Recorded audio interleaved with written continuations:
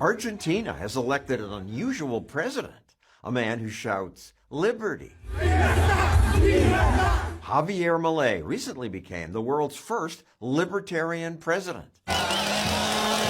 He campaigned with a chainsaw, saying he'd cut the size and power of government. Milei is the unusual politician who won election talking about freedom. Now he's in charge of the third largest economy in Latin America. An economy with big problems like horrible inflation. People save their whole lives only to find their savings wiped out. People in Argentina are struggling with one of the highest inflation rates in the world. It happened because these Argentine rulers awarded huge subsidies to unions and special interest groups, thereby running big deficits. Tengo que decírselos de nuevo.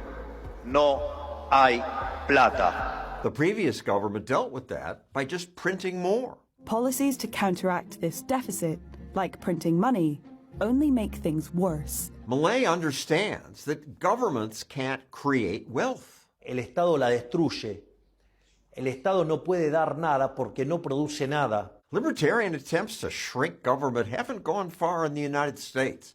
But in Argentina, Milei won big, won by 3 million votes. The media then said he can't pass his reforms. He's not going to be able to do any of those things. He has no experience and he does not have an economic team.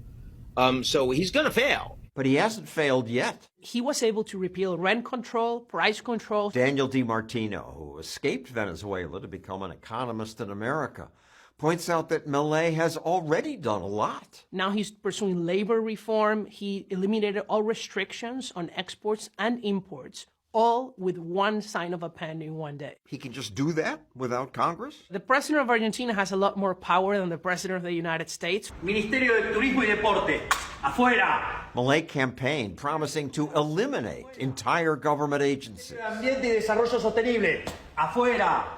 Ministerio de las Mujeres y Género y Diversidad, afuera. Department for Women, Gender and Diversity, out. That department reminds me of a very famous government agency in Venezuela, which is the Vice Ministry for Supreme Social Happiness. They're just government agencies to hire their cronies and keep them voting for them and appearing in protests. Cutting government spending is a risky thing for a politician to do. People get ticked off when you end subsidies. There have been riots in countries where they cut those subsidies. What's incredible about Milei is that he was able to win on the promise of cutting subsidies. Se acabó la joda. Se acabaron los privilegios de la política. Se acabó. Almost no American politician ever wins promising to cut spending. But Argentinians are fed up with the status quo.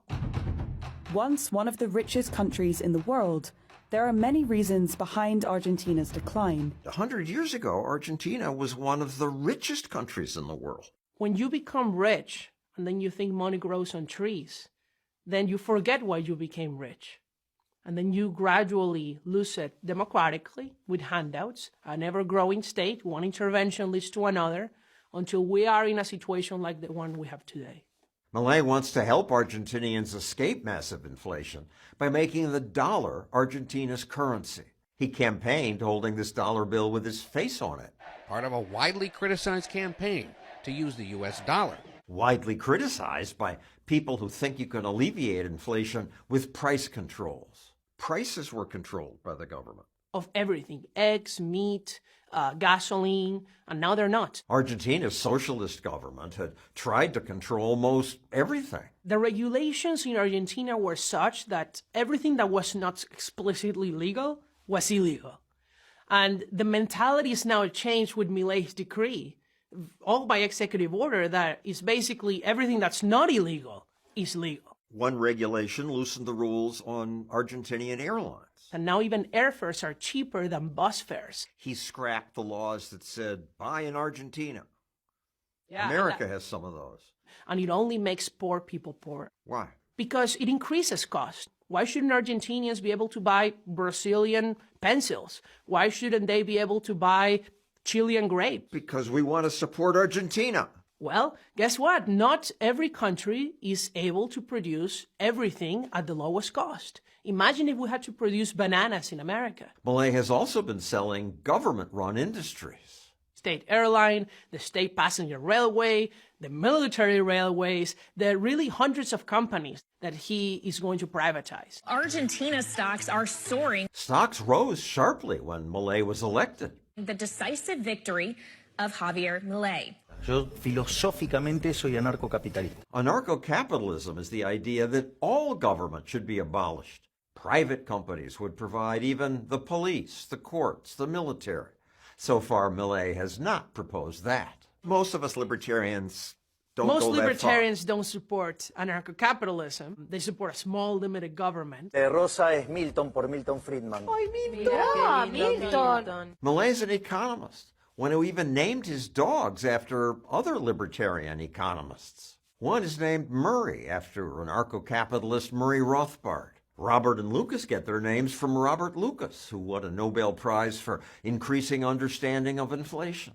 Most people don't even know who these guys are. The fact that he's naming his dogs after these famous economists show that he's really a nerd.